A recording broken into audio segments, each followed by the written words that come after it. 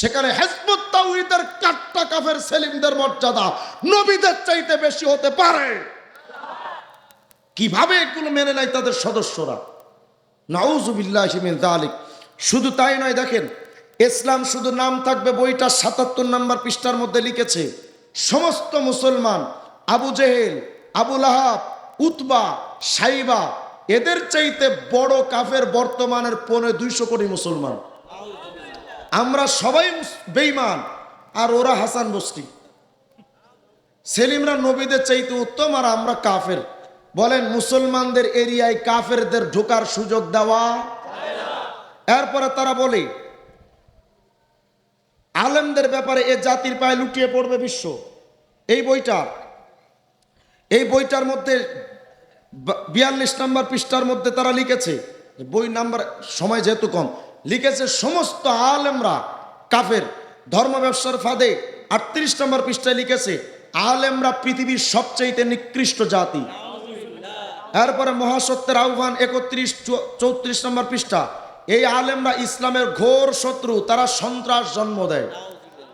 আলেমরা ইসলামের শত্রু আর সেলিম ইসলামের প্রেমিক। বলেন শয়তানেও কি এমন শয়তানি করতে পারে? এরপরে তারা তো মুসলমানদের ব্যাপারে বলে মুসলমানরা বেঈমান, কিন্তু দেখেন নাস্তিকদের ব্যাপারে তাদের কি টান। শ্রেণীহীন সমাজ, সাম্যবাদ, প্রকৃত ইসলাম নাই। এই বইটা ১১ নম্বর পৃষ্ঠার মধ্যে গিয়ে হিজবুত তাওহীদ কি লিখতেছে দেখেন। সমস্ত মুসলমানদের ব্যাপারে তো তারা বলে মুসলমানরা বেঈমান, কিন্তু নাস্তিকদের ব্যাপারে তাদের বক্তব্য হলো তারা বুঝাতে চায়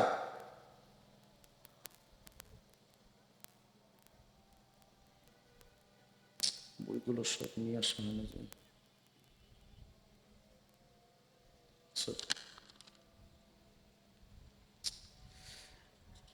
নাস্তিকদের ব্যাপারে আমি তাদের নিয়ে একটা বইও লিখেছি।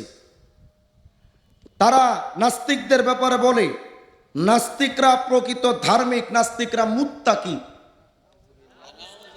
নাউজুবিল্লাহ, আসতে বললেন আপনারা। শ্রেণীহীন সমাজ, সাম্যবাদ, প্রকৃত ইসলাম, তারা লিখেছে নাস্তিকরা মুত্তাকি।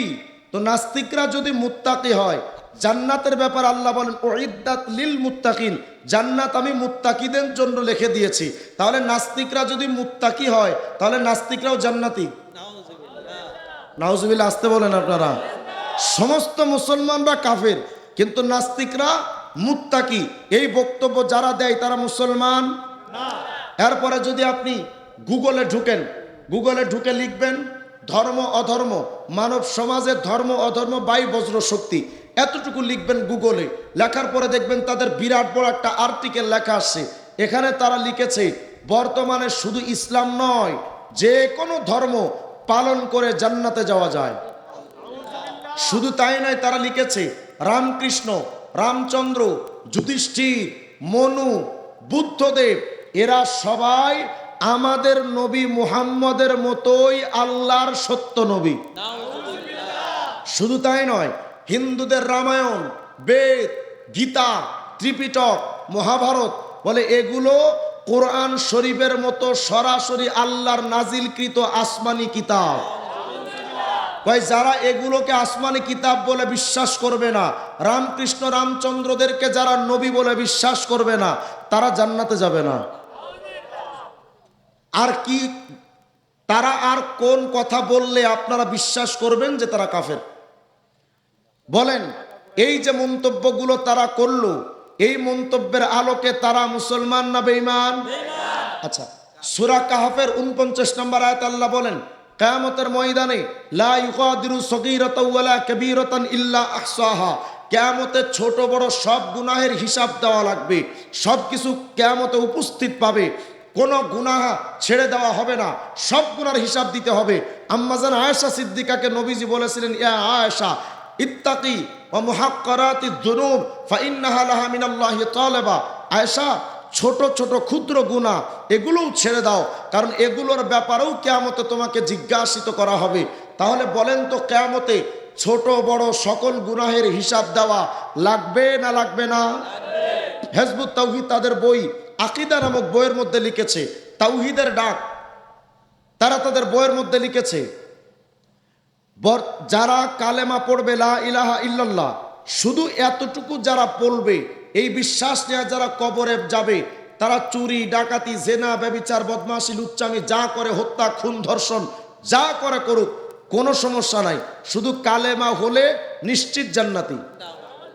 মানে এবং তারা লিখেছে কবিরা গুনাহেরও হিসাব দেওয়া লাগবে না, এবং যারা কালেমা পড়নেওয়ালা তারা নিশ্চিত জান্নাতি, তারা কখনো কোনো গুনাহের কারণে জাহান্নামে যাবেই না। আমি বলি আপনাদের কাছে জানতে চাই, গুনার কারণে অনেক মুসলমান জাহান্নামে যাবে না যাবে না? কোরআন সুন্নাহ বুখারী শরীফের মধ্যে রওয়ায়াত আসছে যে অনেক কালেমাওয়ালা গুনাহগার মুসলমান জাহান্নামে যাবে, কিন্তু একদিন তারা জান্নাতে ফিরবে তাদের ঈমানের কারণে। কিন্তু তারা বলে যে কালেমাওয়ালা যারা, তারা যত গুনাহ করুক তারা জাহান্নামে যাবে না। এই বক্তব্য সত্য না মিথ্যা? গত 2 বছর আগে নারায়ণগঞ্জ রূপগঞ্জের ঈমান আকীদা সংরক্ষণ পরিষদের একটা প্রোগ্রাম হয়েছে, ওখানে আমি প্রধান আলোচক ছিলাম। আমি ওইখানে একটা প্রশ্ন করলাম যে সেলিমের আকীদা তো হলো এই যে কালেমা পড়নেওয়ালা কবিরা গুনাহ, হত্যা, খুন, ধর্ষণ করলেও সমস্যা নাই। যদি এটা সত্য হয়, মেনে নিতে হয়, তাহলে আমি একটা ফতোয়া জানতে চাই। হিজবুত তাওহীদের কোনো সদস্য, যারা হিজবুত তাওহীদের কালেমা পড়েছে, এমন কোন সদস্য যদি হিজবুত তাওহীদের বর্তমানের ইমাম সেলিমের বউকে যদি ধর্ষণ করে, 1 জন বা 10 জন মিলে যদি সেলিমের বউকে ধর্ষণ করে কালেমা পড়তে পড়তে, সেলিমকে এই ফতোয়া দিতে হবে ওই লোকগুলো জান্নাতি না জাহান্নামী? কথা বলে না? যদি তাদের বক্তব্য মানতে হয় যে কালেমা পড়লে আর কোনো গুনাহ করলেও জাহান্নামে যাবে না, তাহলে সেলিমকে এই ফতোয়াও দিতে হবে তার সদস্যরা কালেমা পড়তে পড়তে সেলিমের বউকে যদি ধর্ষণ করে তারাও জান্নাতি। কথা বলে না? এই ফতোয়া কি সেলিমের বাপের ক্ষমতা আছে দেওয়ার? নিজের ক্ষেত্রে তুমি বুঝো যে হত্যা, খুন, ধর্ষণ, কবিরা গুনাহ এগুলো করলে জাহান্নামে যেতে হবে, কিন্তু তোমরা যে ফতোয়াগুলো দিয়ে মানুষকে বিভ্রান্ত করো, এগুলোর অর্থ কি? আমি যখন এই বক্তব্য দিলাম, নারায়ণগঞ্জ কোর্টে তারা থানায় একটা মামলা দিল, রূপগঞ্জ থানায় আমার নামে। কি মামলা? যে রিজওয়ান রফিকি সেলিমের বউকে ধর্ষণ করার উস্কানি দিয়েছে। হইল? আমি বললাম কি আর পাগলে বুঝলো কি? আমি বলতে চাই যে সেলিমের বউরেও যদি কেউ ধর্ষণ করে সেও জাহান্নামী, এটা আমাদের আকীদা। আর কথা কয় না? তারা তাদের গুনার কারণে জাহান্নামে যাবে, কিন্তু সেলিমদের ফতোয়ায় তো সেলিমের বউকে ধর্ষণ করলে সেও জান্নাতি। তাহলে উস্কানি যদি নিজের বউকে নিয়ে যদি ধর্ষণে উস্কানি দেয় তো সেলিম দিয়েছে, আমি কই? কথা কয় না? সেলিম তো নিজেই তাদের বক্তব্য দিয়ে উস্কানি দিল যে তোমরা আমার বউরেও যদি ধর্ষণ করো তাহলে তোমরাও জান্নাতে যাবা। কিন্তু আমরা বলতে চাই যে না, সেলিমের বউরে ধর্ষণ করলেও সে জাহান্নামে যাবে। তাহলে মামলা আমি খাবো না সেলিম খাবে? নাউজুবিল্লাহি মিন যালিক। কি আশ্চর্য কথা! মুসলমানদেরকে এভাবে তারা মুসলমানদের ঈমানকে এভাবে তারা ধ্বংস করে যাচ্ছে। বিশ্বাস করবেন, এ তো গেল হিজবুত তাওহীদের ব্যাপার। মোটামুটি এই মোটা দাগের কয়েকটি কথা আপনাদের হিজবুত তাওহীদ নিয়ে বলেছি। মোটামুটি এই বিশ্বাসটা তো আপনাদের হয়েছে। হিজবুত তাওহীদ বলেন তো মুসলমান না কাফের? জোরে জোরে, মুসলমান না কাফের? হিজবুত তাওহীদের সাথে মুসলমানের কোনো আপোষ হতে পারে? তারা যেখানেই আসবে সেখানেই প্রতিরোধ, যেখানেই দাঁড়াবে সেখানেই প্রতিবাদ। হিজবুত তাওহীদ মাঠে ঘাটে বাজারে মহল্লায় যেখানে আসবে তাদের সাথে মুসলমানদের ঈমানি যুদ্ধ চলবে।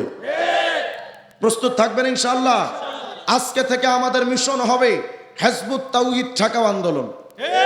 এই এলাকায় কোনো হিজবুত তাওহীদের কোনো কর্মকাণ্ড চলতে দেওয়া হবে না ইনশাআল্লাহ। হ্যাঁ, অনেকে বলতে পারেন হুজুর গণতান্ত্রিক দেশ, এই দেশে বাক স্বাধীনতা আছে, সবার কথা বলবার অধিকার আছে, সবার মত প্রকাশের অধিকার আছে। আমি বলি হ্যাঁ, সবার মত প্রকাশের অধিকার আছে ঠিক, কিন্তু আমার মতকে বিকৃত করার অধিকার কারো নাই। আমার ইসলামের মতকে তোমরা বিকৃত করে ভিন্নভাবে উত্থাপন করে নিজেরা কাফের হয়ে ইসলামের মতবাদকে ভিন্নভাবে বিকৃত করে তোমরা তুলে ধরবা, তাহলে তো আমরা স্বাধীন বাংলাদেশের সংবিধানকেও বিকৃত করতে পারি। কথা হয় না? বাংলাদেশের সংবিধান বিকৃত করার অনুমতি আছে, তাহলে ইসলাম বিকৃতি করবে কেমনে?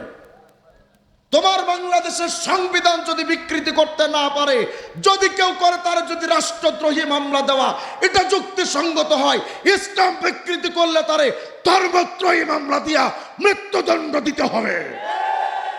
আর যদি তোমরা বিচার না করো, লাগবে না তোদের বিচার, আমরাই যথেষ্ট।